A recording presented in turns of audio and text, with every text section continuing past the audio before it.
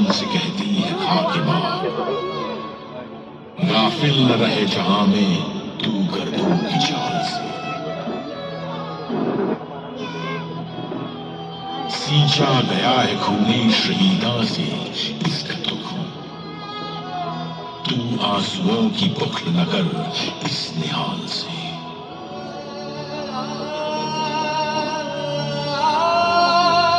उस बैसाखी के दिन जो लोग इस बाग में शहीद हुए थे, वे न सिख थे, न हिंदू थे, न मुसलमान। उस बैसाखी खून से लथपथ हुआ था पूरा हिंदुस्तान।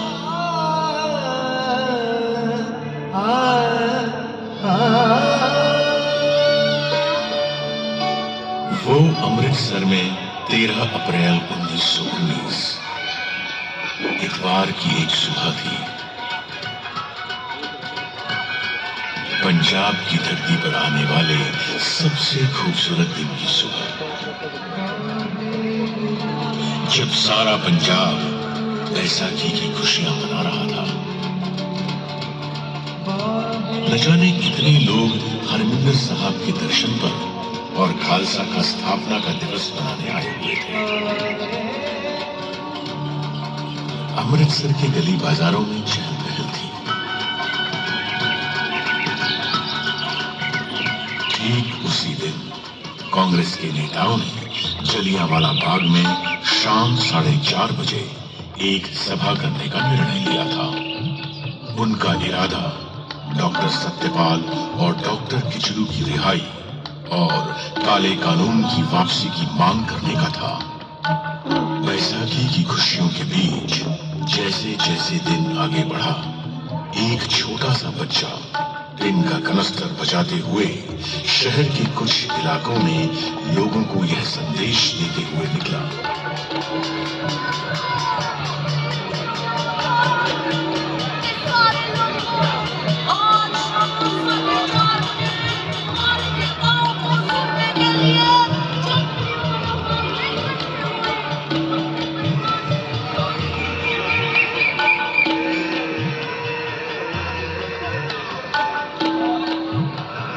जैसे ही इस बच्चे की मुरादी को बैसाखी मनाते हुए लोगों ने सुना, तो सोचा कि जुल्म का विरोध करना तो कोई जुल्म नहीं है। वीर जी, बाग पे आ रहे हो कि नहीं आ रहे हो? हाँ सुना है सवाई। आप चलो, हम मत्था टेक के आए बस। सुनिए, कोई कानून लगाया सरकार ने? हाँ सुना तो मैंने भी वही। शाम को बाग में पता चल ही जाएगा। जैसी जी, आप आ रहे हो ना? आहो, जस्सी को लेके पहुंच जाऊंगी 4:30 बजे। वैसे भी जलियांवाला बाग में तो लोग पहले से ही आपस में खुशियां बांट रहे थे, आराम कर रहे थे। मगर उन मासूम लोगों को यह मालूम नहीं था कि जनरल डायर ने अमृतसर में मार्शल लॉ लगा दिया है। प्रभात फेरियां निकालने और सभाएं करने पर प्रतिबंध लग चुका है, क्योंकि सरकार ने मार्शल लॉ लगाने की कोई मुनादी ही नहीं कराई थी। लगभग दोपहर 12:30 बजे के करीब जनरल डायर को जलियांवाला बाग में होने वाली सभा की जानकारी मिली। साहब, सुना है कोई सभा होने वाली है। केदार साहब, बाग में, जलियांवाला बाग में। कब? सुना तो था, यही 4-4:30 के करीब। ये जरूरत देखता हूँ सभा को। जनरल डायर, ये वही नाम था जो आगे जाकर अंग्रेज हुकूमत के जुल्म और सितम का सबसे काला अध्याय बनने वाला था। वो अंग्रेज हुकूमत जिसने भारत में इंसाफ के हक में उठने वाली हर आवाज को हर तरह से कुचलने की कोशिश की थी, फिर चाहे वो आवाज गर्जना में उठी हो या शांति में। 1770 में सन्यासियों और फकीरों ने संघर्ष किया, तो सन 1857 में पूरे देश ने एक होकर अंग्रेजों के खिलाफ पहले स्वतंत्रता संग्राम की हुंकार भरी। इस संग्राम की हुंकार को अंग्रेजों ने दबा जरूर दिया था, लेकिन हुंकार जब तक जिंदा हो वो मुंह पर रखी गई हथेली में से भी फूट फूट कर निकलती रहती है।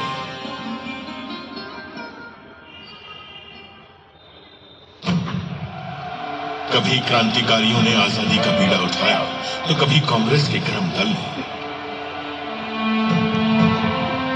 एक तरफ गदर पार्टी ने विदेशों में आजादी का संग्राम छेड़ दिया था, तो पंजाब में भी वो देश की आजादी के लिए सक्रिय थी।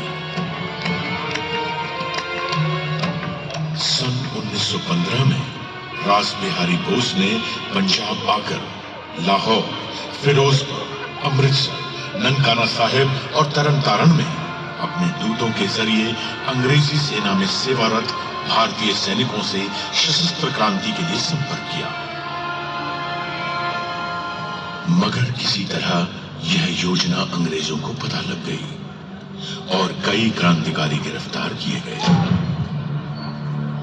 16 नवंबर 1915 के दिन 19 वर्ष के बालक करतार सिंह सराभा को अंग्रेजों ने लाहौर की जेल में फांसी के फंदे पर लटका दिया।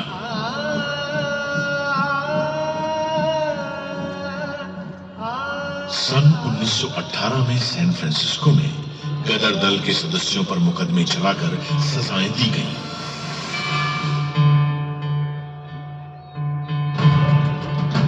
यह पहले विश्व युद्ध का समय था और अंग्रेजों ने अपने हित से इस युद्ध में भारत को भी छोड़ दिया था। इस युद्ध में अंग्रेजों ने भारत की संपदा, युद्ध सामग्री और सैनिकों का जमकर इस्तेमाल किया और बदले में भारत को क्या मिला? एक काला कानून, रॉलेट एक्ट। आम हिंदुस्तानी की जबान में इस एक्ट को न वकील, न दलील, न अपील के नाम से जाना जाता था। इस एक्ट के पास होने के बाद पुलिस चाहे जिसकी तलाशी ले सकती थी। बिना कारण किसी को भी 2 साल की सजा दी जा सकती थी।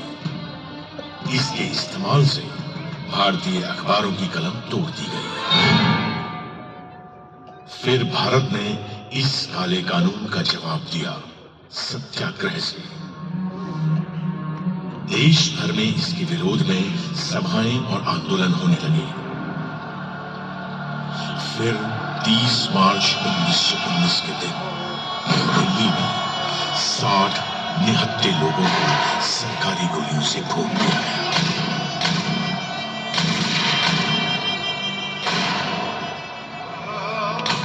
पंजाब में डॉक्टर सत्यपाल और डॉक्टर सैफुद्दीन किचलू इसी कानून के विरोध का नेतृत्व कर रहे थे। तभी अंग्रेजों ने उन्हें गिरफ्तार कर लिया। पंजाब की जनता ने इस गिरफ्तारी का विरोध किया और उनकी रिहाई के लिए आवेदन तक दिए, लेकिन पंजाब के lieutenant governor Michael O'Dwyer पर इसका कोई असर नहीं हुआ। उसके इरादे कुछ और ही थे। 9 अप्रैल 1919 को रामनवमी का त्योहार अमृतसर में शांतिपूर्वक बीता था। फिर भी अंग्रेजों ने उस दिन महात्मा गांधी के वहां आने पर रोक लगा दी और उन्हें पलवल पर ही गिरफ्तार कर लिया। आप यहाँ से आगे नहीं जा सकते, आपको गिरफ्तार किया जाता है। You are under arrest. इसके विरोध में पंजाब में कई जगहों पर सभाएं हुई, लेकिन लोगों को यह नहीं मालूम था कि उनके इस अहिंसात्मक प्रतिरोध का जवाब अंग्रेज किस बर्बरता से देंगे। माइकल ओ डायर ने जनरल डायर को सेना की टुकड़ियों के साथ जालंधर से बुलवा लिया। General, report immediately with your troops. तुम्हारी यहाँ जरूरत है। इन हिंदुस्तानियों को काबू में लाना पड़ेगा। Yes sir, I am coming. जब जलियांवाला बाग में बैसाखी मनाने आए हजारों हिंदुस्तानी अपने नेता हंसराज को सुन रहे थे, एक हवाई जहाज उनके ऊपर से गुजरा। दरअसल अंग्रेज हवाई जहाज से बाग का मुआयना कर रहे थे।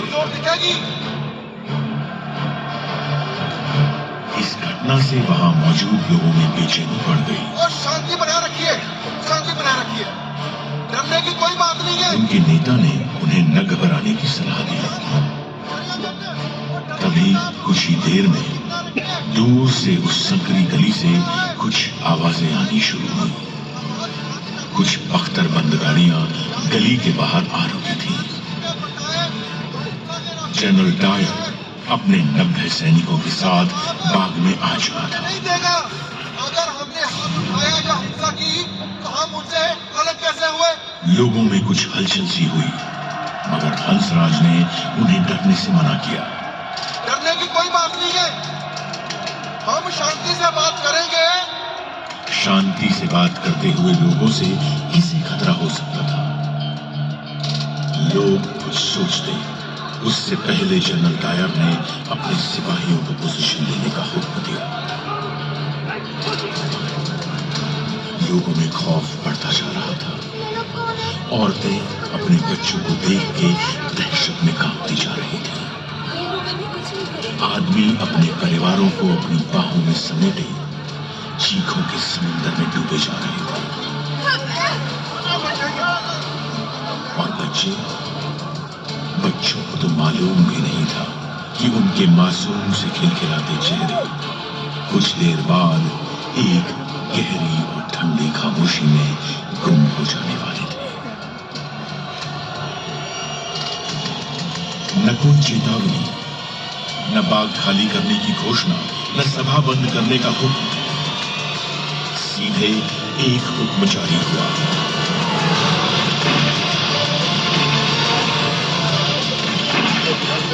गोलियां बंदूकों की नलियों से फैली। लोग बेतहाशा अपनी जान बचाने के लिए भाग रहे थे। लेकिन न अंग्रेज हुकूमत की बंदूकें रुकी और न डायर की आंखों में कोई इंसानियत छिपी। जो गोलियां उन बेगुनाहों के जिस्मों को चीरती हुई दीवारों में धंस गई थी, वो आज भी यहाँ की दीवारों में दफन है। गोलियां चलती रही। अंग्रेजों की गोलियों से जान बचाते हुए उन लोगों के लिए उस दिन एक उम्मीद थी, बाग में मौजूद कुआं। लोग बचते बचाते उस कुएं में गिरने लगे, तो कुछ लोगों ने गोलियों से बचने के लिए उस कुएं में कूदना शुरू किया।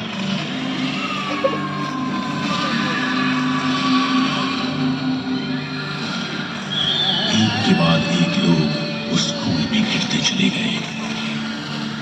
धीरे धीरे करके वो कुआं जिंदा और मुर्दा लोगों से भरता चला गया। कुआं इंसान की प्यास बुझाता है, लेकिन उस दिन इस कुएं ने शैतान की प्यास बुझाई थी। ये कुआं इस ऐतिहासिक मैदान के बीच में गूंजता हुआ एक काला धब्बा है, जिसमें आज भी उन मासूमों की चीखें गूंज रही हैं। उस दिन जलियांवाला बाग में खूनी जनरल डायर की प्यासी बंदूकें गोलियां खत्म होने तक चलती रहीं और हिंदुस्तानी शहीद होते रहे। उसे तो यह अफसोस हो रहा था कि गली संकरी होने के कारण वह अपनी मशीन गन वहां तक नहीं ला पाया था।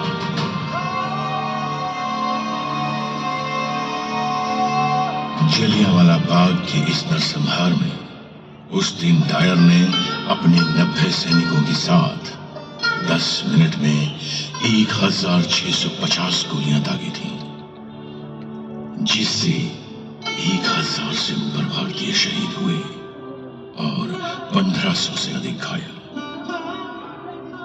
उन दरिंदों ने बच्चों तक को नहीं छोड़ा। उस दिन 15 बच्चों का गोलियों से कत्ल हुआ था।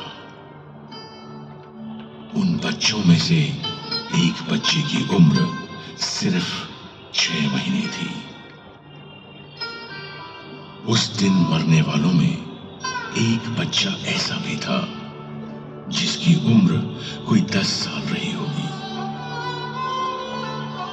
उस मरे हुए बच्चे की लाश की गोद में एक लाश और थी, एक 3 साल के बच्चे की लाश। ऐसे ही न जाने कितने घायल लोग अपनों की लाशों के पास लाशों की तरह बैठे हुए थे। बाग में मौजूद एक लाश के पास एक औरत बैठी थी जो अपने पति की लाश पर विलाप कर रही थी। उस औरत का नाम था रतन देवी।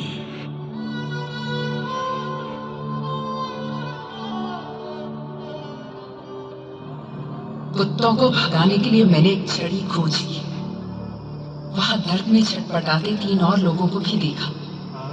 साथ ही करीब 12 साल के एक बच्चे को देखा जिसने कराहते हुए विनती की कि मैं वहां से ना जाऊं। मैंने पूछा कि क्या मैं उसे कुछ ओढ़ा दूं, लेकिन उसे तो केवल पानी चाहिए था। उस जगह मैं पानी कहां से लाती? अपनी अनुभूतियों को व्यक्त करना मेरे लिए असंभव है। वहां मृतकों के ढेर लगे पड़े थे। उनमें से बहुत से छोटे छोटे मासूम बच्चे भी थे। मैं वो दृश्य कभी नहीं भूल सकती। मृतकों के उस एकाकी जंगल में पूरी रात मैंने अकेले ही बिताई। हर घंटे घड़ी की आवाज सुनाई दे रही थी।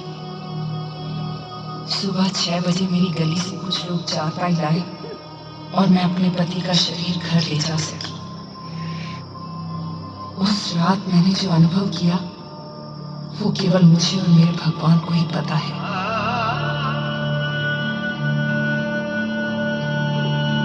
वहां मौजूद मृतक शरीरों की और उन पर विलाप कर रहे उनके प्रियजनों की खबर लेने के लिए वहां कोई नहीं था। घायलों का इलाज करने के लिए कोई नहीं था। उन्हें पानी तक पिलाने के लिए कोई नहीं था। आप सोचिए हर उस दर्दनाक माहौल के बारे में जो अगले 24 घंटे तक ऐसा ही रहा। वो दर्द और वो खामोशी जो उस दिन जलियांवाला बाग में पैदा हुई थी, वो खामोशी हिंदुस्तान के सीने में आज तक घूम रही है।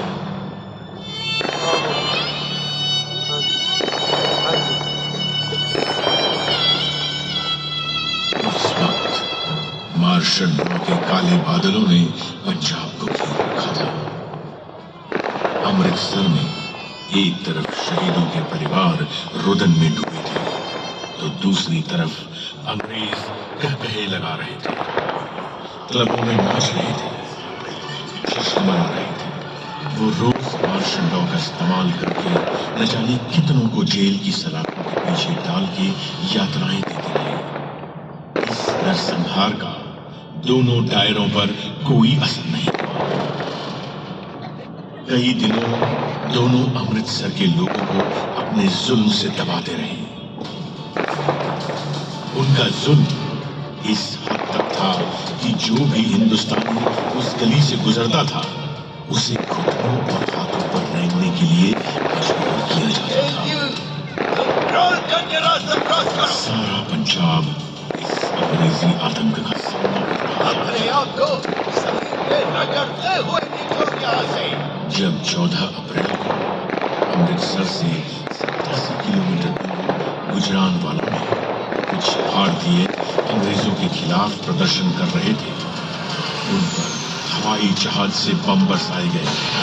न जाने कितने मारे। दुनिया की सभ्यता का झंडा उठाने वाली अंग्रेज हुकूमत का असली चेहरा ये था। पंजाब से कोई खबर बाहर नहीं जा रही थी, लेकिन हुंकार जब तक जिंदा हो वो मुंह पर रखी गई हथेली से भी फूट फूट कर निकलती रहती है।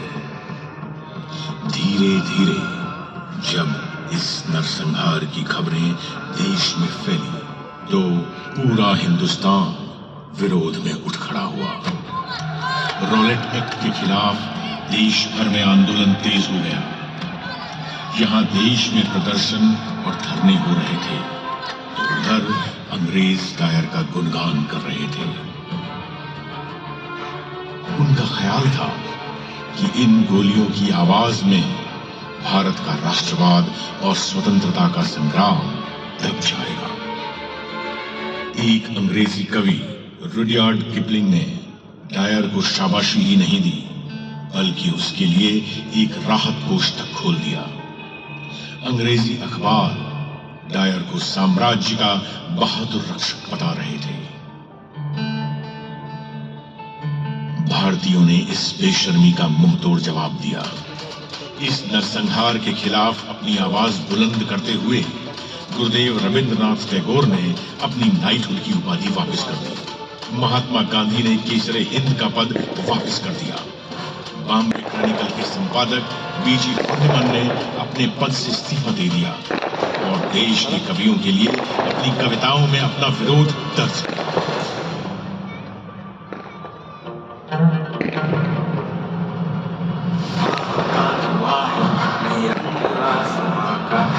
तुझको फूंक देंगे डायर तो है कहाँ का, का धुआ है नहीं रंग आसमां का। हम तुझको फूंक देंगे डायर तो है कहाँ का। तू बेवफा है जालिम तो पुरजफा है जालिम, बाकी नाम रखा जानिया में बार बार। अपनी अदा पे ना जा पकड़ के तूने डायर कर पाया पिघल वो जन को जिक्र क्या है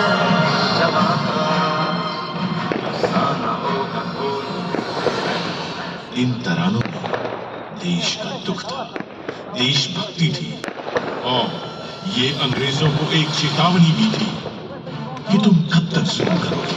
यह देश हमारा है और हम इसे आजाद करा के रहेंगे। फिर भी जब देश में हो रहे विरोध रुके नहीं तो उनसे बचने के लिए अंग्रेजी हुकूमत ने हंटर कमेटी बनाई। उस कमेटी की सच्चाई सामने लाने के लिए कांग्रेस ने मदन मोहन मालवीय के नेतृत्व में अपनी इंक्वायरी कमेटी बनाई। पंजाब के लोगों के साथ अपनी एकजुटता दिखाने के लिए कांग्रेस ने अपना वार्षिक अधिवेशन भी अमृतसर में किया। इस अधिवेशन में अंग्रेजों की नृशंसता की जमकर आलोचना की गई। इस घटना के बाद हिंदुस्तान में राष्ट्रीय आंदोलन की विचारधाराएं और अधिक प्रबल हो गई। जलियांवाला बाग के इस नरसंहार के बाद वहां हुई क्रूरताओं को जब अपने घरों से जाकर एक बालक ने देखा तो उस बालक ने देश प्रेम और आजादी के लिए जो अलग जगा उसने उस बालक को भगत सिंह बना दिया। 13 अप्रैल 1919 को हुए इस नरसंहार का बदला 21 साल बाद पंजाब के बेटे शहीद आजम सरदार उधम सिंह की बंदूक ने लिया।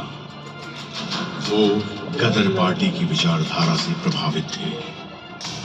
लंदन के कैस्टन हॉल में 13 मार्च 1940 के दिन चली वो 6 गोलियां माइकल ओडायर के जिस्म में उतरी। वही माइकल ओडायर जिसने जनरल डायर को जलियांवाला बाग में कत्लेआम करने के लिए भेजा था। उसे गोली मारने के बाद उधम सिंह वहां से भागे नहीं।